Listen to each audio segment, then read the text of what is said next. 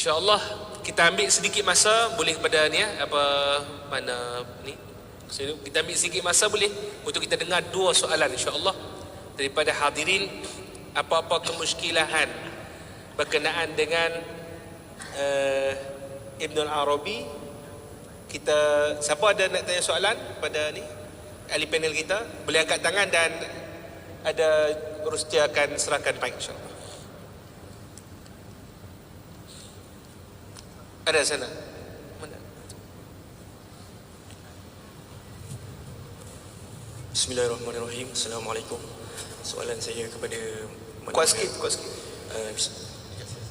Bismillahirrahmanirrahim. Soalan saya kepada mana-mana ahli panel.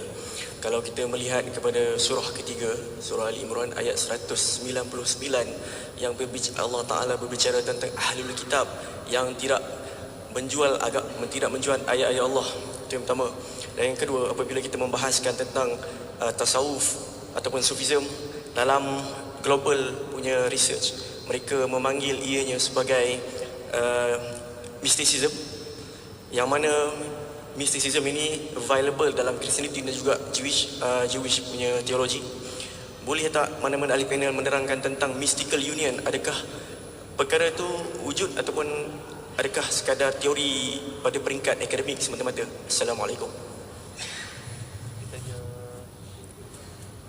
Soalan tadi berkenaan dengan yang pertama, ayat surah apa tadi? Surah 199 Apa ayat apa tadi?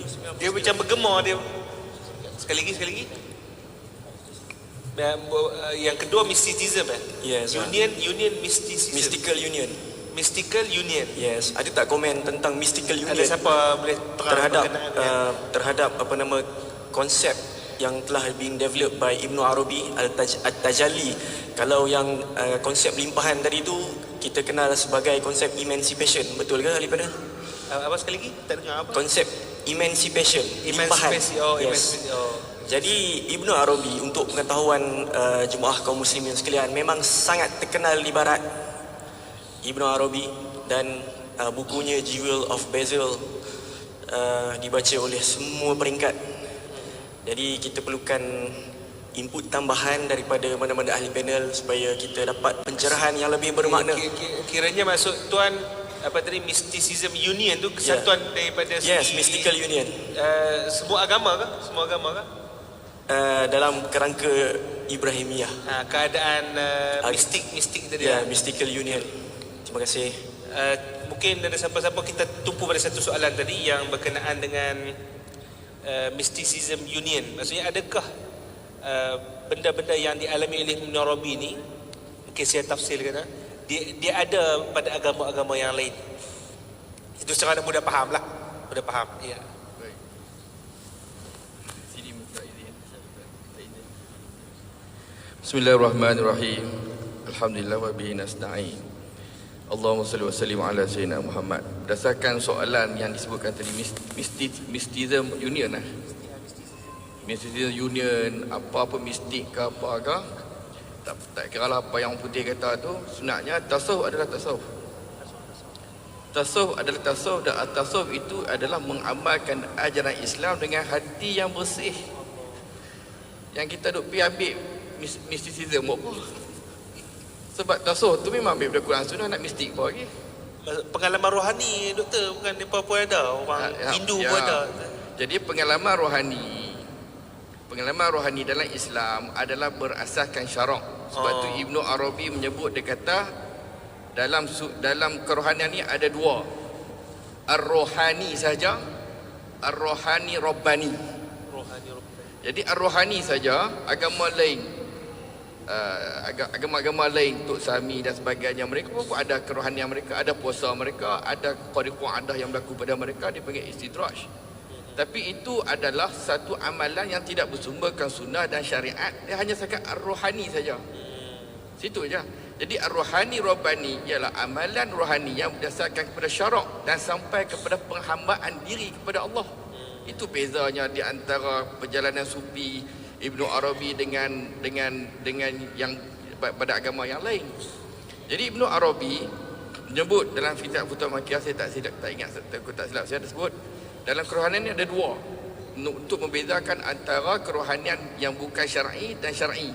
Yang syar'i ni rohani saja. Maksudnya mungkin mereka dapat qada, boleh tahu siapa nak datang, nak berubat ke apa ke. Tapi syariatnya salah. Cara puasanya tak ikut sunnah. Cara bacaan zikirnya itu mentera-mentera yang memuji sesuatu yang selain Allah. Tuhan bagilah berdasarkan kepada mereka punya niat, tapi jadi istidraj.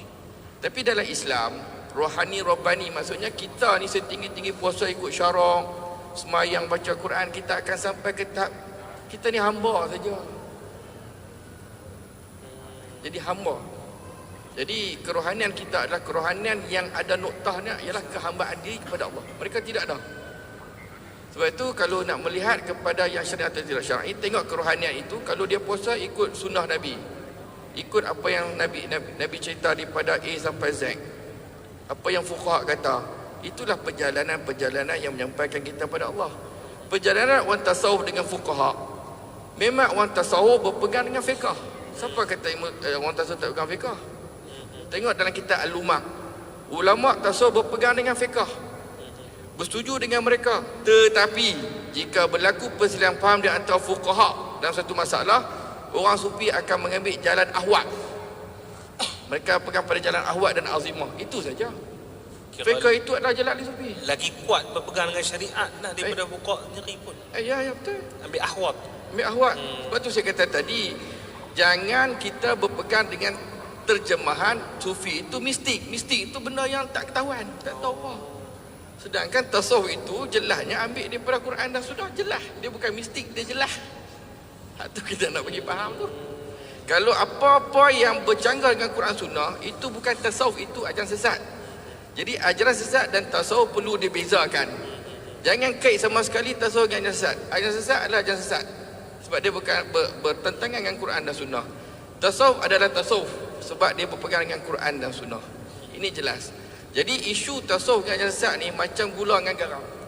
Sama-sama putih tapi rasa lain-lain. Kecuali kalau tak faham, tanyalah orang. Tanyalah orang pakar-pakar dalam bidang tasawuf ni, betul ke begini-begini? Maka ini jalan tasawuf yang betul. Ini ajaran sesat. Clear. Tapi jangan sama sekali ataupun meletakkan salah satu elemen tasawuf dalam sesat. Cuma ajaran sesat ni dia pandai. Dia bertopengkan istilah tasawuf untuk nak tarik orang masuk dalam ajaran sesat. Jadi ilmu tasawuf tak salah. Yang salah tu perbuatan manusia tu sendiri yang kena hasutan syaitan nak dapatkan pengikut, nak dapatkan kekayaan, sanggup menggadaikan, menjual agama tu sendiri untuk kepentingan nafsu. Jadi saya nak kembali balik bahawa kalau kita tengok Ibnu Arabi ni pun, barang siapa yang baca kitab Futuhat Makkiyah, kalau orang tu kuat nahu akan bertambah nahunya, kata Syekh Abdul Asy'ari. Kalau dalam hadis akan bertambah ilmu hadisnya. Kalau dalam Quran akan bertambah mafhum tafsir di sisi orang mufassir. Sebagai contoh, saya selalu dengar dalam penceramah radio tentang Nabi Yusuf. Bila hurai walaqad hammat bi wa hamma biharu. Zulaikha pun hamma ha mim ru.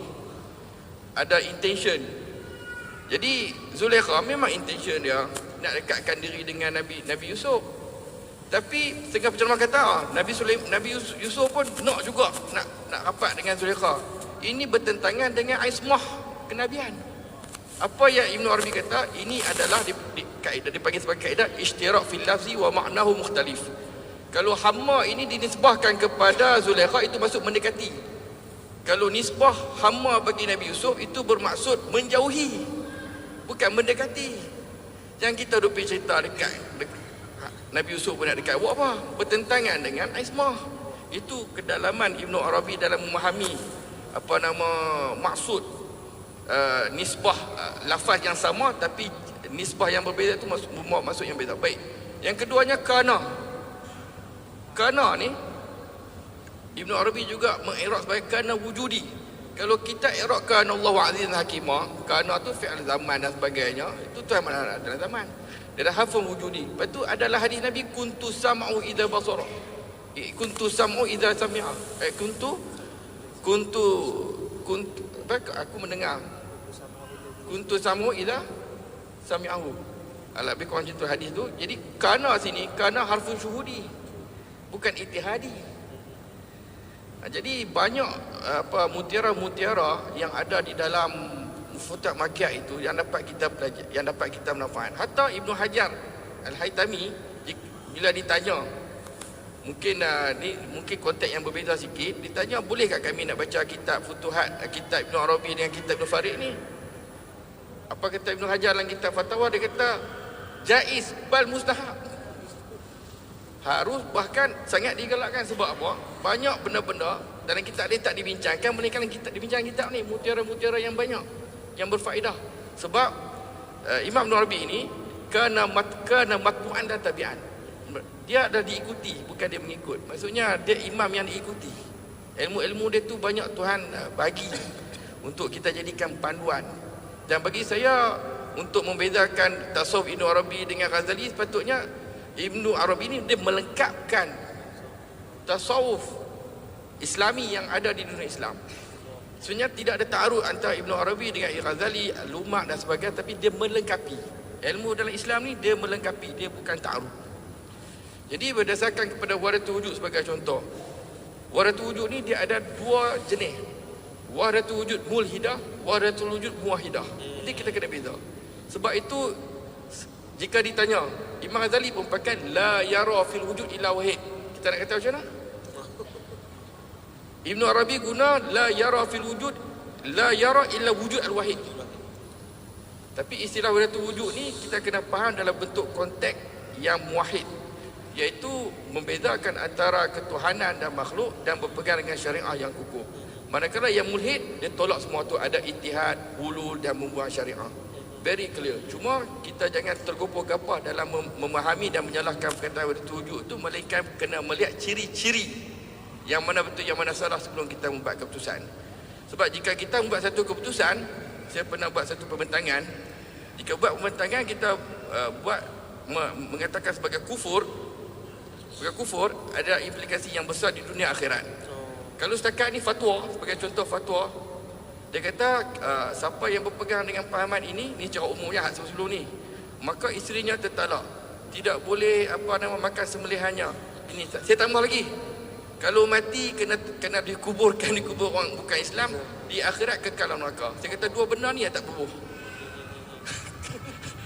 Jadi kalau maksudnya kalau kita tersilap memahami sesuatu benda tu sehingga kita membawa pada sirah kufur, ini sangat berbahaya. Kalau kita setakat kata salah, bid'ah dolalah, bid'ah fasik, itu gagah lagi, masih boleh diperbaiki. Kalau kufur susah. Wallahu a'lam bishawab. Jazakumullah khair katsiran.